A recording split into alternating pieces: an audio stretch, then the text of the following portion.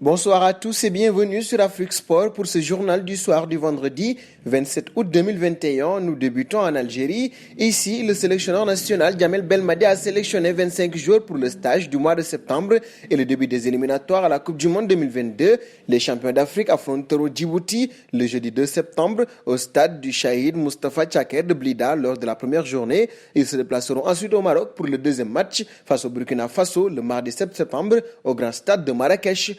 Et nous faisons un pas au Sénégal. Comme promis, le sélectionneur sénégalais Aliou Cissé, lors d'une conférence de presse tenue aujourd'hui, a dévoilé sa liste de 25 joueurs qui prendront part aux deux rencontres face au Togo et au Congo, respectivement le 1er et le 7 septembre 2021. Sur cette liste, l'on a pu noter la présence effective de plusieurs cadres tels qu'Edouard Mendy, Kalidou Koulibaly, Gana Gueye, Sadio Mané et bien d'autres.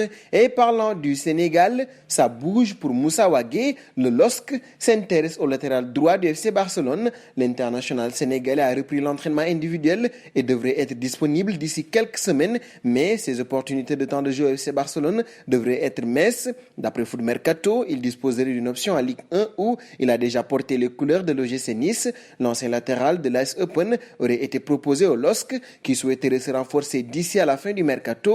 Sous contrat jusqu'en juin 2023, le latéral droit de Barcelone pourrait être cédé pour 3 millions d'euros. Moussa Wagué continue de poursuivre sa convalescence après avoir été victime d'une rupture du tendon rotulien ainsi que du ligament croisé le 13 décembre 2020. Passons à l'affaire Benjamin Mendy pour la seconde partie de ce journal du soir du vendredi. Il est placé en détention provisoire selon les informations du Manchester Evening News. L'ancien Marseillais a été entendu par un magistrat de Chester qui l'a renvoyé devant un tribunal pénal de grande instance qu'il entendra le 10 septembre prochain. Dans l'attente de son jugement, il a été placé en détention provisoire.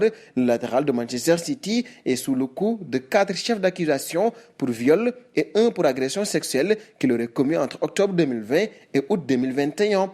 Un saut dans le dossier Mbappé, les discussions se poursuivent, mais dans le camp parisien, l'heure est à la discrétion. Avec un message clair, rien n'a évolué. Jeudi, en marge du tirage au sort de la phase de poule de Ligue des Champions, Nasser Al-Khelaifi avait donné le ton. Kylian Mbappé, j'ai été très clair, on a été très clair, la position du club est claire, on ne va pas le répéter et on ne va pas changer, avait-il lancé, agacé dans les propos accordés à Beansport.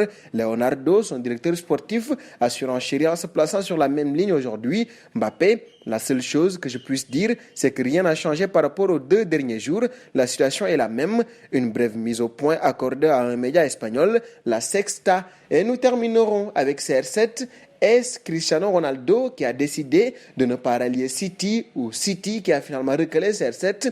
Les avis divergent. Selon Sky Sport, qui va dans le sens de Fabrizio Romano, c'est Manchester City qui a fait ce choix. Cristiano Ronaldo a été proposé à City, qui a envisagé de passer à l'action, mais il n'y avait pas un grand enthousiasme au sein du board des Citizens. CR7, n'étant pas le profil recherché par la direction, a indiqué le média britannique.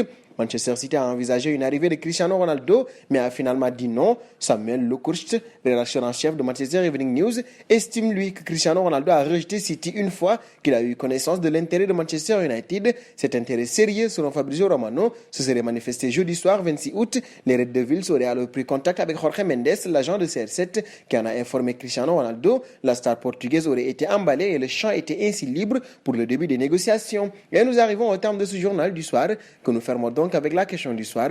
Cristiano Ronaldo à Manchester United, est-ce une bonne idée selon vous? Vos réponses seront attendues en commentaire. En attendant, n'hésitez pas à vous abonner sur Afrique Sport pour ne rien manquer des informations autour du football.